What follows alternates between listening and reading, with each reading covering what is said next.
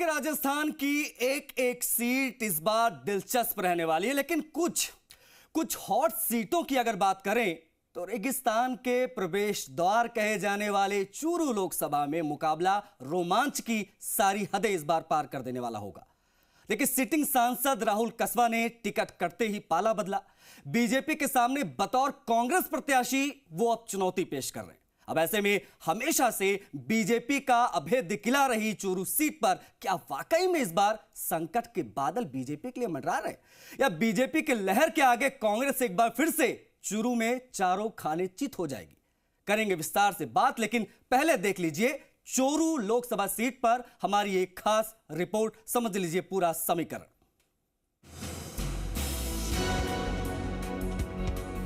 सबसे ज्यादा गर्मी के लिए विख्यात चूरू जिले में इन दिनों सियासी उबाल दिखाई दे रहा है। लोकसभा चुनाव से ठीक पहले चूरू में हुआ दलबदल चर्चा का विषय बना रहा। पिछली बार चूरू में आसानी से जीत दर्ज करने वाली बीजेपी के सामने इस बार पिछली बार के विजेता ने ही चुनौती पेश कर दी है। हमारा इशारा आप समझ गए होंगे, हम बात कर रहे हैं कांग्रेस प्रत्याशी राहुल कसबा की। थार मरुस्थल का द्वार कहे जाने वाले चूरू में इस बार बीजेपी के लिए काम आसान बिल्कुल नजर नहीं आ रहा।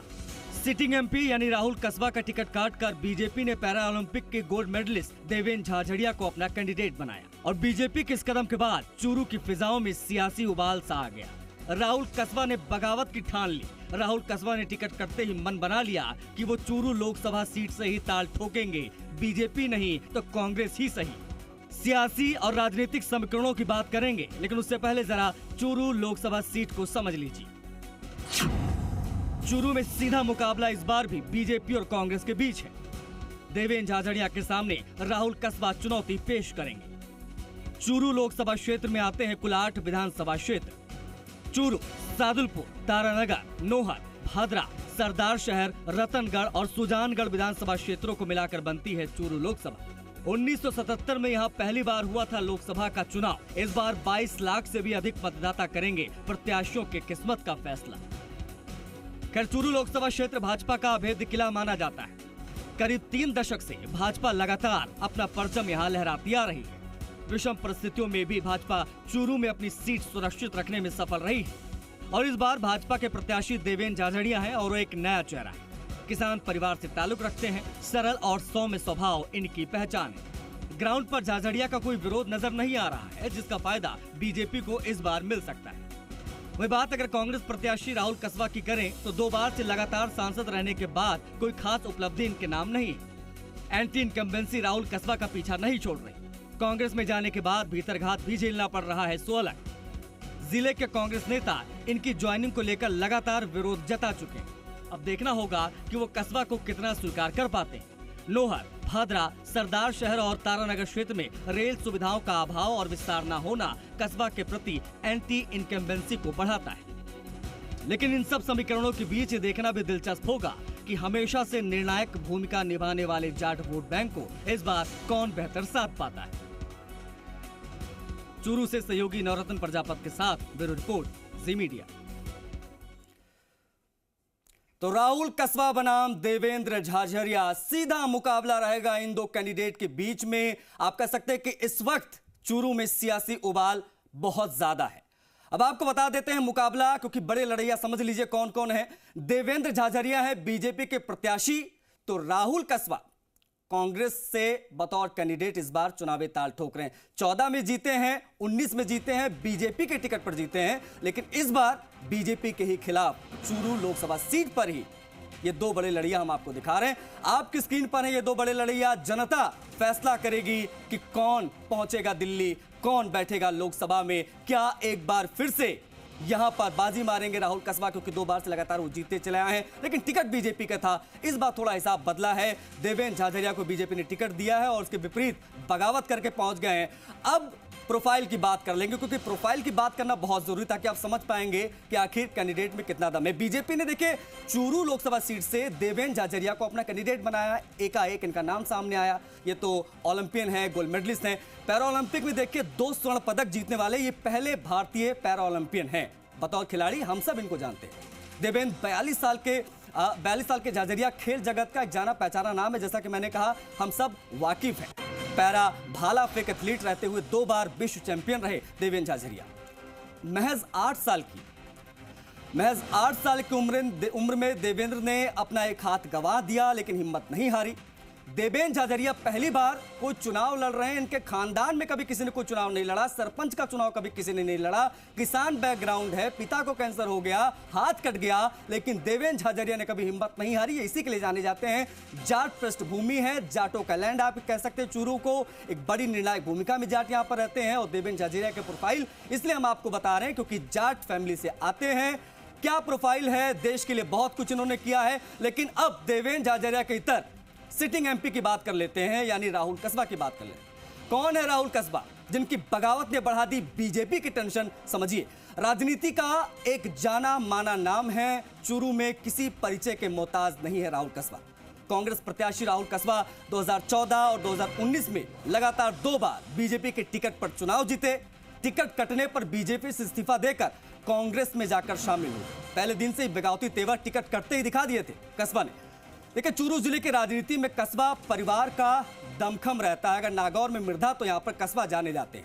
साल 2014 में सबसे कम उम्र के सांसद बने थे राहुल कस्बा। पिता राम सिंह कस्बा भी 4 बार विधायक और 1 बार सांसद रहे हैं। उपराष्ट्रपति जगदीप धनखड़ के दामाद भी लगते हैं राहुल कस्बा। जब टिकट कटा तो बहुत लोग हैरान थे कि आखिर इतनी पहुंच होने के बावजूद टिकट कटा कैसे, लेकिन समीकरण जो बैठे उस हिसाब से राहुल कस्बा का टिकट कटा।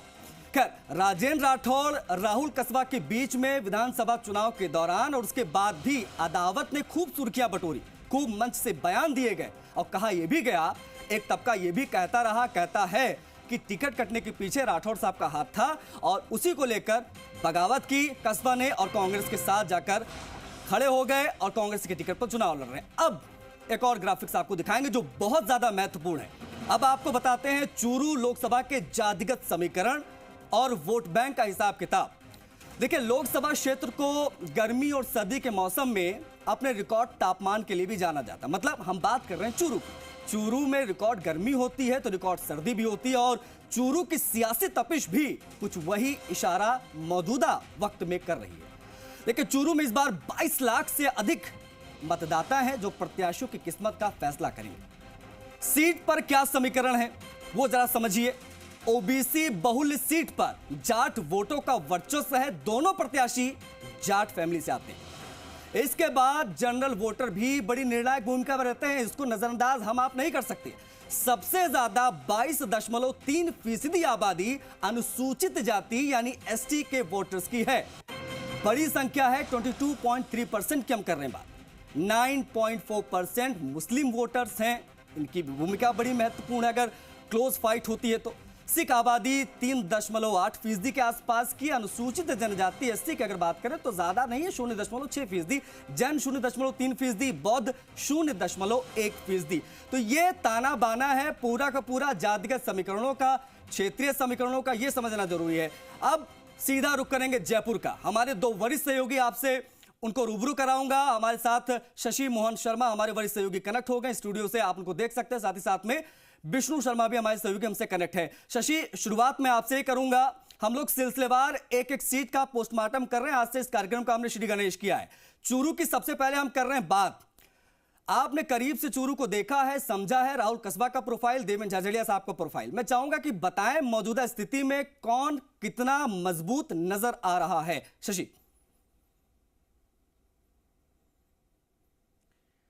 आशीष, देखिए, एक चीज का यहाँ पर जिक्र करना चाहेंगे जी। जो आपने अभी शुरुआत में खबर दिखा रहे थे तब बात रखी दर्शकों के सामने कि चूरू का तापमान अलग तरीके का है। उत्तर भारत के मैदानी इलाकों में चूरू का मिजाज ऐसा है, सबसे ज्यादा सर्द सर्दियों में और सबसे ज्यादा गर्म गर्मियों में। हालात ऐसे रहते हैं गर्मियों में कि तापमान लगभग 50 डिग्री के पास पहुंच जाता है। कई बार फायर ब्रिगेड की गाड़ी को शहर में सड़क पर, जहां सड़क तपने लगती है, उस पर छिड़काव करना पड़ता है जिससे लोगों को थोड़ी सी राहत मिल सके। तो क्या छिड़काव होगा इस बार? तापमान बहुत तेज रह रहा है। चूरू में तापमान इसलिए है क्योंकि कांग्रेस ने अपने परिवार का विस्तार किया है। जो चेहरा कुछ दिन पहले तक मोदी के परिवार की टैगलाइन के साथ था, जैसा प्रहलाद गुंजल कोटा में कर रहे थे, वैसा ही लगभग राहुल कसबा के साथ हुआ है। बस प्रहलाद गुंजल हारे हुए विधायक हैं और राहुल कसबा सांसद। हालांकि मौजूदा सांसद उन्हें इसलिए नहीं कह सकते क्योंकि वो पार्टी बदलने के बाद में सदस्यता चली जाती है, लिहाजा वो पहले अपना इस्तीफा दे चुके और उसके बाद में उन्होंने कांग्रेस की सदस्यता ली। आप देखिए, सदस्यता ली मल्लिकार्जुन खड़गे के सामने तो पार्टी में प्रभाव दिखाने की कोशिश हुई, उसके ठीक 24 घंटे के भीतर उनका टिकट तय हो गया। लेकिन टिकट तय हो गया, ये बात सही है। सवाल ये भी उठता है, जो मेरे वरिष्ठ सहयोगी विष्णु शर्मा बताएंगे दर्शकों को, कि टिकट कटने की नौबत क्यों आई? क्या पार्टी में हालात ठीक नहीं चल रहे थे? क्या राजेंद्र राठौड़ की वाकई में भूमिका रही उनका टिकट कटवाने में? और क्या राजेंद्र राठौड़ को तारानगर से विधानसभा चुनाव हरवाने में उनकी भूमिका रही? ये बहुत महत्वपूर्ण सवाल इसलिए हो जाते हैं क्योंकि क्या ताली एक हाथ से बज रही थी जी। राहुल कसबा से जब हमारी बात हुई, अभी पिछले दिनों जयपुर आए थे तो उनसे लंबी चौड़ी बातचीत हुई, तो उनका कहना था कि हमेशा राजेंद्र राठौड़ का ये कहना रहता है कि राम सिंह जी का टिकट काट दो, राहुल कसबा का टिकट काट दो, कसबा परिवार को टिकट मत दो। अब अगर हम अलग अलग चीजें देखें इस चुनाव में, यूएसपी देखिए आप, देवेंद्र झाझड़िया की यूएसपी यह है कि वो नया चेहरा है, बिल्कुल, लेकिन राहुल कसबा की यूएसपी उससे उलट ही हो जाती है कि वो अनुभवी चेहरा है, पिछले 10 साल से लोगों के बीच में है। देवेंद्र झाझड़िया अकेले जा रहे हैं, पार्टी के नेताओं के साथ जा रहे हैं, वो लोगों के बीच जाकर वोट की अपील कर रहे हैं। और आप देखिए, एक इमोशनल कार्ड भी खेला जा रहा है। अब से पहले आपने देवेंद्र झाझड़िया को उन्होंने जो हाथ खोया है उसके चलते पैरालंपिक में उसकी भरपाई करने की कोशिश की है। एक चीज बेहद महत्वपूर्ण, झाझड़िया एक ऐसे कैंडिडेट, अगर मैं गलत नहीं हूं तो उनका विरोध कोई नहीं कर रहा है पूरे क्षेत्र में, पूरे लोकसभा क्षेत्र में, क्योंकि बड़ा सीधा सादा सा उनका बैकग्राउंड है, बड़े सरल स्वभाव के हैं, उनका कोई विरोधी नहीं। लेकिन राहुल कसबा के साथ में पिछले 10 सालों की एंटी इनकम्बेंसी, ये क्या उनको नुकसान पहुंचाएगा? इस पर मैं लौटूंगा, आपकी प्रतिक्रिया भी इस पर लूंगा। लेकिन विष्णु भी हमारे सहयोगी कनेक्ट है लगातार। विष्णु, आपने लगातार रिपोर्टिंग की है चूरू की, बेहतर तरीके से आप समझते हैं हर एक समीकरण को। जिस प्रकार से नागौर में मिर्धा, उसी प्रकार से कहा जाता है कसबा फैमिली का बड़ा तगड़ा वर्चस्व रहा है। पिताजी इनके 4 बार के विधायक, सांसद रहे हैं, धनखड़ साहब से नाम जोड़ा जाता है कि भाई उनके दामाद हैं। इन सब चीजों का कितना लाभ मिलता है लोकसभा के चुनाव में, और राहुल कसबा क्या इस बार कांग्रेस के पाले में जाकर इन चीजों का लाभ उठा पाएंगे? विष्णु। बिल्कुल आशीष, क्योंकि ये इसमें अतिशयोक्ति नहीं है कि बीजेपी का खाता अगर किसी ने वहां चूरू में खोला है तो वो कसबा परिवार है। क्योंकि अगर 1977 में इस सीट बनी लोकसभा के लिए और उसके बाद लगातार 2 बार जनता दल था, कांग्रेस था, और इसके बाद राम सिंह कसबा यानी राहुल कसबा के जो पिता है वो वहां से जीत कर आए। हालांकि जो अगले चुनाव हुए उनमें नरेंद्र बुढ़ानिया सांसद चुने गए, उसके बाद लगातार 3 बार राम सिंह कसबा वहां से सांसद रहे, और उसके बाद टिकट चेंज किया गया तो उन्हीं के बेटे राहुल कसबा को टिकट दिया गया। जैसे मेरे सहयोगी ने बताया कि सबसे कम उम्र के सांसद बने 2014 में, 2019 में भी जीते, तो कहीं ना कहीं उस सीट पर कसबा परिवार का वर्चस्व है। लेकिन साथ में ये भी तय है कि प्रधानमंत्री नरेंद्र मोदी के जो है उसके जो काम है उनके मोदी सरकार के, उसको लेकर बीजेपी मिशन 25 को लेकर आगे बढ़ रही है। वो कहीं ना कहीं उनका दावा भी है कि जो जीत रहे हैं कैंडिडेट वो अपने व्यक्ति से नहीं जीत रहे, बल्कि मोदी सरकार की जो उपलब्धियां हैं, मोदी सरकार के जो किए गए काम है, चाहे धारा 370 हो, राम मंदिर का निर्माण हो, या अन्य जो ट्रिपल तलाक वाला मामला हो, इन तमाम कारणों से ही प्रत्याशियों को वोट मिले हैं और वर्चस्व होगा। अब देखना ही होगा कि जनता मोदी के कार्यों के साथ जाती है या जो कसबा परिवार का वर्चस्व है। नहीं, मुझे लगता है कि बीजेपी अगर 25 सीट का दावा एक बार फिर से कर रही है विष्णु, तो मुझे लगता है कि मोदी का फेस बहुत ज्यादा वैल्यूएबल है अभी भी, और बीजेपी को ऐसा लगता है कि 14 और 19 की तरह इस बार भी 25 की 25 सीटेंगे तो just only because of Modi, और मोदी के चेहरे को ही वो लोग आगे रख रहे हैं। राम मंदिर का विषय भी बेहद महत्वपूर्ण जो भी आपने उठाया। ग्राउंड पर क्या ये नजर आ रहा है, वाकई में इंपैक्टफुल ये रहेगा या स्थानीय मुद्दे बहुत ज्यादा हावी रहेंगे, जातिगत समीकरण से चीजें बिगड़ सकती हैं बीजेपी के लिए, ये भी समझेंगे शशि से। लेकिन शशि, मैं आपके पास आऊं, आपसे बातचीत करूं, लेकिन आप ही की एक रिपोर्ट हम दर्शकों को दिखा देते हैं। ये उस वक्त की रिपोर्ट है जब राहुल कसबा कांग्रेस में शामिल हुए थे और हमारे वरिष्ठ सहयोगी शशि मोहन शर्मा ने उनसे तीखे सवाल पूछे थे। वो बातचीत आपको दिखाएंगे, उसके बाद बातचीत को बढ़ाएंगे। किस बात की लड़ाई है इस बार चुरू में? क्या कांग्रेस बीजेपी की लड़ाई है, मोदी गैर मोदी की लड़ाई है, या फिर सामंतवाद गैर सामंतवाद की लड़ाई है, या जन्म मरण परण में लोगों के साथ आने जाने वाले की और दूर रहने की लड़ाई? देखिए, जनता के स्वाभिमान की लड़ाई है। जनता ये महसूस करती है कि जब लोग हमारे बीच में रह के हमारा काम कर रहे हैं, जब हम निराश नहीं हैं, हम कोई आवाज़ नहीं उठा रहे, तो कोई एक व्यक्ति कैसे फैसला कर सकता है कि इस आवाज़ को दबाया जाए? उस एक व्यक्ति के खिलाफ, उस व्यक्ति की सोच के खिलाफ, उस व्यक्ति के प्रताड़नाएं जो पिछले 35 साल में लोगों ने सहन करी हैं, कभी बच्चों का ट्रांसफ़र कर दिया, कभी किसी को झालावाड़ भेज रहे हो, किसी को बाड़मेर भेज रहे हो, अधिकारियों को दबा दबा के लोगों को आपने जिस तरह से एक राज चलाया है, और विकास कभी आपका एजेंडा रहा ही नहीं। तो लोगों की लड़ाई कहीं ना कहीं उसको लेकर है। विकास कभी एजेंडा रहा ही नहीं। शशि ये कह रहे थे जब आपने बातचीत की, विकास का एजेंडा रहा ही नहीं, तो 10 साल तक आप कर क्या रहे थे?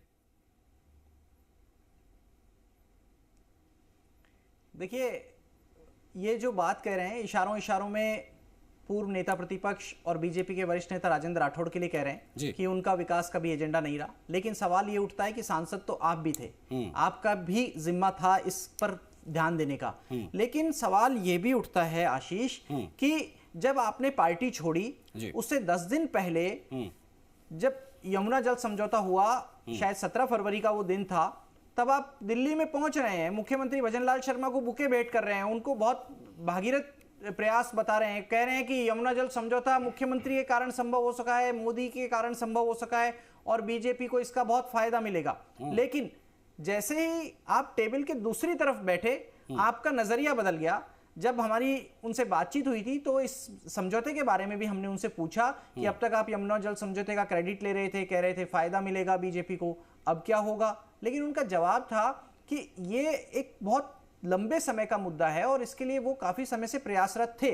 और अपनी कोशिशों को बताते हुए उन्होंने कहा कि पार्टी कोशिश थी, काम कर रही थी, ये बात सही है, लेकिन वो खुद भी इसके लिए लगातार प्रयासरत थे और वो इस मुद्दे को चूरू की जनता के बीच रखेंगे, क्योंकि इस मुद्दे को उन्होंने लगातार जिंदा रखा। लेकिन बात यह है आशीष कि देवेंद्र झाझड़िया भी इमोशनल करने की कोशिश कर रहे हैं लोगों को, उनसे सहानुभूति भी बटोर रहे हैं और मोदी का फेस भी आगे रख रहे हैं। तो सवाल ये उठता है कि जो राहुल कसवा अब तक 2 बार मोदी के फेस पर चुनाव जीत रहे थे, उन्होंने चुनाव में जीत का क्रेडिट कार्यकर्ताओं और जनता के साथ मोदी को दिया भी, लेकिन क्या वो अब उस नाम से मुकाबला कर पाएंगे? क्या बिल्कुल क्या मोदी के नाम से उनका मुकाबला होगा? बिल्कुल, वो जो एज मिलता रहा है मोदी के नाम का, वो इस बार राहुल कसबा के साथ नहीं रहेगा, वो घूमकर चला गया झाझड़िया की तरफ। विष्णु का रुख कर लेते हैं। विष्णु, एंटी इनकम्बेंसी की बात बहुत जरूरी हो जाती है जब कोई पर्टिकुलर एक सीट से 10 साल तक सांसद रहता हो। रेलवे के विस्तार की बात होती है, वहां पर काफी पीछे रह गए कसबा साहब, उन्होंने उतना वहां पर आप कह सकते हैं पहल नहीं की, इसको लेकर लोगों में नाराजगी दिखाई देती है। कांग्रेस में आए तो कांग्रेस के नेता जो दावेदार रहे हैं, उनके आने से जाहिर तौर पर वो भी नाराज हुए होंगे, वो भी अंदर खाने भीतर घात कर सकते हैं। क्या ये सब नुकसान कस्बा को पहुंचा सकता है? कम शब्दों में विष्णु। प्रताप पूनिया बीजेपी में चले गए। बिल्कुल, एंटी इनकम्बेंसी बहुत रहती है, जो लगातार जीतते आ रहे हैं, और 10 साल से राहुल कसबा थे, तो स्वाभाविक है कि एंटी इनकम्बेंसी उनके खिलाफ थी। लेकिन वो बीजेपी के सांसद थे और अब कांग्रेस का पाला बदल दिया, तो पाला बदलने के बाद एंटी इनकम्बेंसी व्यक्ति से होती है, क्योंकि काम प्रयास करके उनको करवाने होते हैं। 10 साल केंद्र में मोदी सरकार थी, बीजेपी की सरकार थी, तो ऐसे में उनकी जिम्मेदारी बनती थी कि वो तमाम विकास के कार्य करवाएं। जहां दूसरे क्षेत्रों में सांसद दूसरे कहते हैं कि हमने ये कार्य करवाए, चाहे कोटा या चित्तौड़गढ़ हो या जयपुर हो, तो तमाम बातें रहती है, तो वो एंटी इनकम्बेंसी व्यक्ति से होती है और बीजेपी इसी आधार पर भी तय करती है प्रत्याशी का नाम। संभवतः उनका नाम काटा जा रहा था, तो कई इसमें फैक्टर थे। राजेंद्र राठौड़ की नाराजगी के साथ जो मुद्दे हैं, हालांकि उन्होंने कहा राहुल कसबा ने कि वो मुद्दे बेहतर ढंग से उठाते रहे, क्षेत्र के सारे सब कुछ है, लेकिन कहीं ना कहीं ये बात भी रहती है कि वो अपने क्षेत्र का विकास करवा पाए, एंटी इनकम्बेंसी उनके खिलाफ कितनी है, इन तमाम बातों को ध्यान में रखते हुए टिकट वितरण दिया जाता है, टिकट बदला जाता है। रही बात देवेंद्र झाझड़िया की, नए हैं और विधानसभा चुनावों के दौरान जब प्रमुख व्यक्तियों से संपर्क का अभियान चलाया था, तो बीजेपी प्रदेश अध्यक्ष ने उनसे मुलाकात की, तो उस दौरान तमाम प्रदेश से खिलाड़ी वहां मौजूद थे और उसके बाद तय हो गया था कि देवेंद्र झाझड़िया को वो विधानसभा में उतार सकते हैं और विधानसभा के बाद नहीं, तो अब यहाँ पर इनको टिकट दिया है। भले ही नए हो, लेकिन उनके साथ जो पैरा ओलंपिक में 2 बार मेडल जीता है, वही मोदी का चेहरा और मोदी सरकार के जो विभिन्न उल्लेखनीय उपलब्धियां कार्य। ठीक है, मतलब एक तरीके से देखा जाए विष्णु तो बहुत सारी चीजें ऐसी है जो देवेंद्र झाझड़िया का